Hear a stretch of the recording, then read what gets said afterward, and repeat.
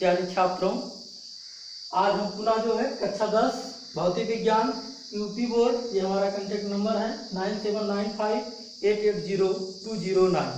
ये नंबर आपको इसलिए दिया जा रहा है, जो भी आपको पढ़ाया जाएगा पूर्व भी बताया गया है कि आप इसको समझने पर ध्यान दीजिए। आप जब भी चाहेंगे तो आपको इसी व्हाट्सएप नंबर पर लिखित हाथ के द्वारा लिखा हुआ नोट्स आपको प्राप्त हो जाएगा। तो हम कक्षा 10 हिंदी माध्यम का पहला चैप्टर इस समय पढ़ा रहे हैं। उसके अंतर्गत आपका आज का जो टॉपिक है वो है प्रकाश की उत्कर्मण्यता, रिवर्सिबिलिटी ऑफ लाइट। नाम से यह स्पष्ट होता है उत्कर्मण्यता। आपको लगेगा उत्कर्मण्यता से आप नहीं पकड़ पाएंगे, लेकिन अगर आप इंग्लिश शब्द पर ध्यान देते हैं रिवर्सिबिलिटी, तो इससे आपको जरूर स्पष्ट होता है। रिवर्स यानी कि पीछे हटना, उल्टा होना जैसा कुछ आपको स्पष्ट होता है। तो आप अच्छे से प्रकाश का परावर्तन पढ़ चुके हैं। उसी परावर्तन की घटना में जो है या उसी परावर्तन के टॉपिक को अगर आपके ध्यान में है 3 पॉइंट, आपतित किरण, परावर्तित किरण, आपतन बिंदु, अभिलंब, तो आप इसे भी व्यवस्थित रूप से समझ सकते हैं। जैसे देखते हैं, मान लीजिए कि आपका समतल दर्पण है और ये एक जो किरण गिर रही है इसे हम आपतित किरण कहते हैं।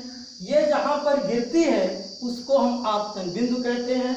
और इस किरण के गिरने के बाद टकरा कर तल से टकराती है जो किरण, यानी वापस जा रही है, इसे हम परावर्तित किरण कहते हैं। ये आपका हुआ परावर्तित किरण और ये आपका है आपतित किरण और ये है आपका आपतन बिंदु। और यहाँ पर अभिलंब खींचा जाता है, इसको हम एम से डिनोट करते हैं। तो आपतित किरण और अभिलंब के बीच में जो कोण बनता है इसे हम आपतन कोण कहते हैं और इसे आई से प्रदर्शित किया जाता है। और अभिलंब और परावर्तित किरण के बीच में जो कोण बनता है इसे हम परावर्तन कोण, इसे हम आर से डिनोट करते हैं। तो ये टॉपिक आपने प्रकाश के परावर्तन में पढ़ा। अब आपको पढ़ना है प्रकाश की उत्कर्मण्यता। तो क्या है प्रकाश की उत्कर्मण्यता? कि यदि प्रकाश के परावर्तन की घटना में जो है, प्रकाश के परावर्तन में अगर जो है परावर्तित किरण जो है ये आपतित किरण की भांति प्रयोग करने लगे और जो आपतित किरण है ये परावर्तित किरण की भांति आपको दिखाई देने लगे, तो इस घटना को या इस गुण को जो है हम प्रकाश की उत्कर्मण्यता कहते हैं। यानी हम स्पष्ट शब्दों में, सिंपल शब्दों में कह सकते हैं कि प्रकाश का अपने पथ को बदलना, प्रकाश का अपने पथ को बदलना, यानी कि आपतित परावर्तित की जगह और परावर्तित आपतित की जगह अगर हो रहा है तो इसे हम प्रकाश की उत्कर्मण्यता कहते हैं। इसको आसानी से आप इस फिगर की सहायता से समझ सकते हैं। आप ये भी जानते हैं जो इस तरीके से किया जा रहा है ये खुदरातल या कलई किया हुआ भाग होता है। तो इस तरीके से मान लीजिए यहाँ पर भी एक दर्पण है और जो हमारी किरण परावर्तित होकर गई है ये मान लीजिए यहाँ किसी दर्पण से टकराती है और टकरा के वापस लौट रही है।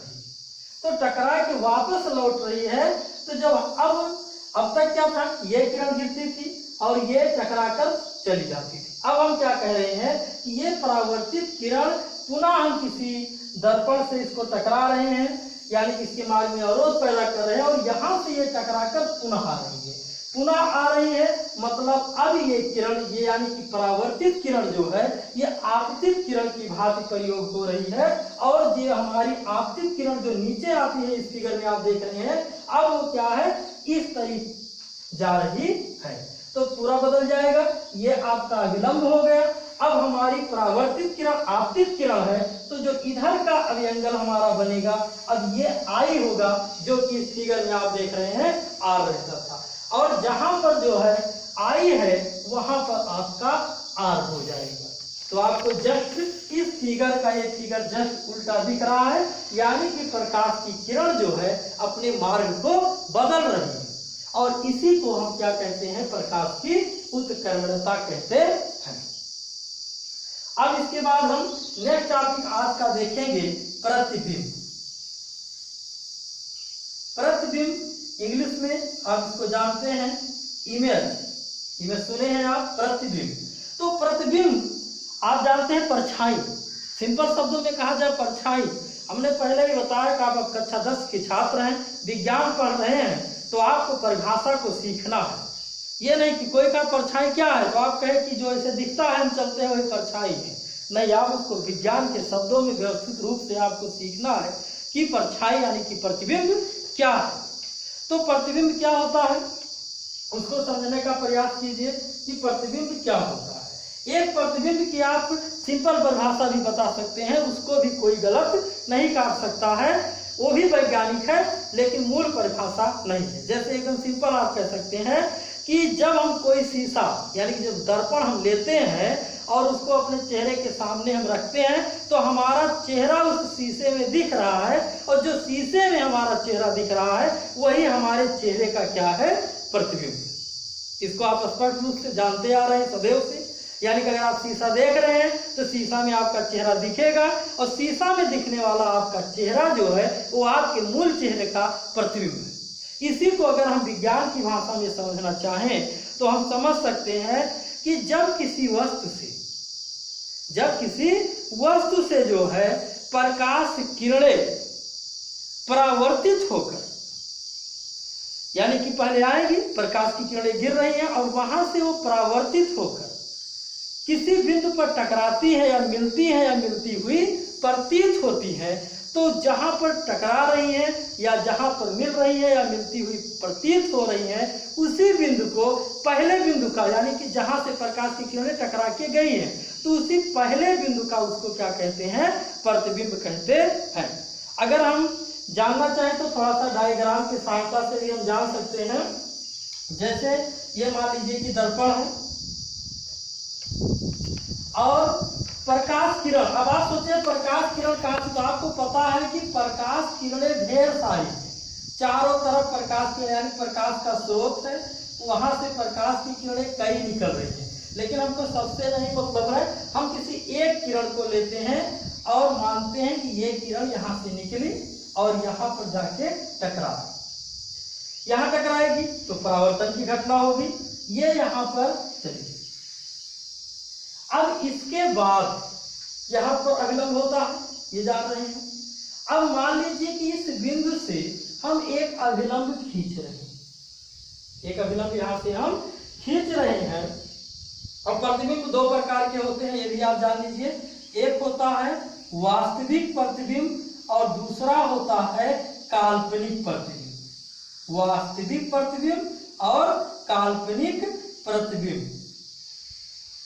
तो देखिए, अब आप जानते हैं कि यहां मान लीजिए एक वस्तु है और इस प्रकार से हमने एक अभिलंब खींच दिया यहां, और या कहिए कि एक किरण, जैसे ढेर सारी किरणें जा रही, मान लीजिए एक किरण यहां पे आ गई।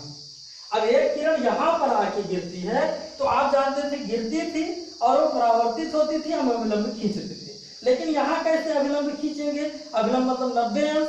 अब जब किरण यहीं पर गिर रही है तो यहीं पर हम 90 अंश खींचेंगे तो वो इसी पर जाएगी, यानी अभिलंब जो है वो उसी वस्तु पर ही जा रहा है, उसी किरण पर ही जा रहा है जो किरण आई हुई है। तो वो कहा मिलती है, मिलती हुई प्रतीत होती है, यानी कि कटना चाहिए।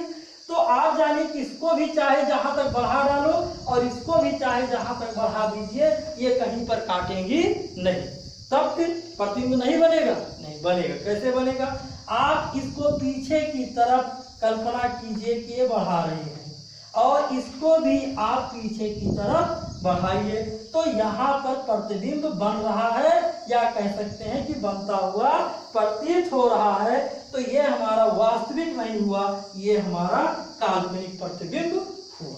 और इसी प्रकार अगर कहीं पर प्रकाश की किरणें ऐसी स्थिति बनती है कि प्रकाश की किरणें वास्तव में काट रही हैं, तब वहां पर हमारा वास्तविक प्रतिबिंब बनेगा। अब इसके बाद जो है, अब हम आएंगे प्रतिबिंब को एक बार पुनः हम समझ लेते हैं। मान लीजिए कंफ्यूजन होता है, परिभाषा आपको व्यवस्थित रूप से PDF नोट में मिल जाएगी, तब भी एक बार सुन लीजिए। वस्तु के किसी बिंदु से चलने वाली प्रकाश किरणें परावर्तन या अपवर्तन के पश्चात जिस बिंदु पर मिलती है या मिलती हुई प्रतीत होती है तो पहले बिंदु को दूसरे बिंदु का प्रतिबिंब कहते हैं। अब इसके बाद हम अगला टॉपिक देखेंगे। अभी थोड़ा सा दर्पण के बारे में आएंगे और दर्पण में दर्पण अब बहुत अच्छा है। दर्पण यानी कि मिरर। दर्पण हम जानेंगे कि जैसे अब तक हम पढ़ते थे ग्लास, कांच पढ़ते थे, यानी कि एक तरफ से देखिए दूसरी तरफ भी हमको दिखाई देता था, लेकिन अगर एक पार्ट को हम कलई कर देते हैं यानी कि रंग देते हैं तो वही कांच हमारा मिरर बन जाता है, दर्पण बन जाता है। तो दर्पण जो है हमारे मुख्यतः जो है उसकी प्रकृति के अनुसार, उसकी आकृति के अनुसार दर्पण दो प्रकार के होते हैं। आकृति के अनुसार उसके दर्पण दो प्रकार का होता है। पहला दर्पण हमारा जो है ये समतल दर्पण, समतल दर्पण यानी कि प्लेन मिरर।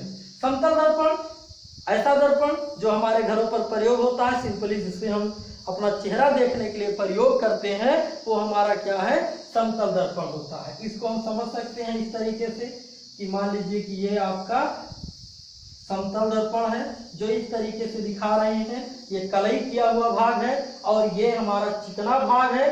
चिकना भाग को हम विज्ञान की भाषा में परावर्तक तल भी कहते हैं। तो ये हमारा समतल दर्पण कहलाता है। अब समतल दर्पण का गुण, वैसे कोई पूछे समतल दर्पण किसे कहते हैं तो सिंपली हम कह सकते हैं कि ऐसा दर्पण जो कि समतल हो और जिसका एक भाग कलई किया गया हो, वो दर्पण हमारा क्या कहलाएगा, समतल दर्पण। उदाहरण जिसको हम जनरली प्रयोग करते हैं घर में देखने के लिए, उसी को क्या कहते हैं, हम समतल दर्पण कहते हैं। और ये चिकने भाग को हम परावर्तक पृष्ठ भी कहते हैं, परावर्तक तल भी कहते हैं। और सारी घटनाएं सेम वैसे ही होगी जैसा आपको यहाँ पर दिखाया गया है। यानी कि प्रकाश की किरणों पे भी आपको कंफ्यूजन नहीं होना चाहिए कि प्रकाश की किरण, क्योंकि प्रकाश का स्रोत है, चारों तरफ प्रकाश फैला हुआ है, ढेर सारी किरणें निकल रही है जो हमको, जिसके सहायता से हमको सारी वस्तुएं दिखाई पड़ रही है। उसी में से कोई भी एक किरण को लेकर बताया जाता है। मान लीजिए यहाँ से एक किरण निकलती है, ये आपतित किरण है, परावर्तक तल से टकराएगी, टकरा कर वापस लौटेगी ये, और इसको बीचों बीच जो खींचा जाएगा ये आपका अभिलंब का कार्य करेगा। तो ये हमारा क्या है, समतल दर्पण है। अब इसी क्रम में हम कुछ समतल दर्पण के गुण को जानते हैं। पहला गुण क्या है कि प्रतिबिंब जो है वो सदैव आभासी तथा सीधा होता है। समतल दर्पण द्वारा जो बना प्रतिबिंब होता है ये आभासी होता है और सीधा होता है। दूसरा क्या है कि प्रतिबिंब का आकार वस्तु के आकार के बराबर होता है। तीसरा जो इम्पोर्टेंट आप समझ सकते हैं कि मान लीजिए क्वेश्चन आता है कि अगर कोई 10 फुट का या 10 फुट का, कोई भी इकाई ले सकते हैं, फुट ले सकते हैं, सेंटीमीटर ले सकते हैं वस्तु के लिए, यानी कि अगर किसी वस्तु को पूरा हमको देखना है किसी दर्पण में तो हमको कितना बड़ा शीशा लेना पड़ेगा, यानी कितना बड़ा दर्पण हमको लेना पड़ेगा। ये क्वेश्चन आता है बार बार, कई बार आ चुका है भौतिक पे में कि 10 सेंटीमीटर की वस्तु को पूर्ण रूप से देखने के लिए कितने सेंटीमीटर का दर्पण होना चाहिए। तो ये बात आप लोग दिमाग में बैठा लीजिएगा कि यच ऊंचाई के मनुष्य को या वस्तु को पूर्ण रूप से उसका प्रतिबिंब प्राप्त करने के लिए जो दर्पण की ऊंचाई होनी चाहिए उसकी आधी होनी चाहिए। यानी कि अगर यच है, यच को पूरे रूप से देखना है तो शीशा की ऊंचाई कितनी होनी चाहिए, h/2 होनी चाहिए, h और h/2।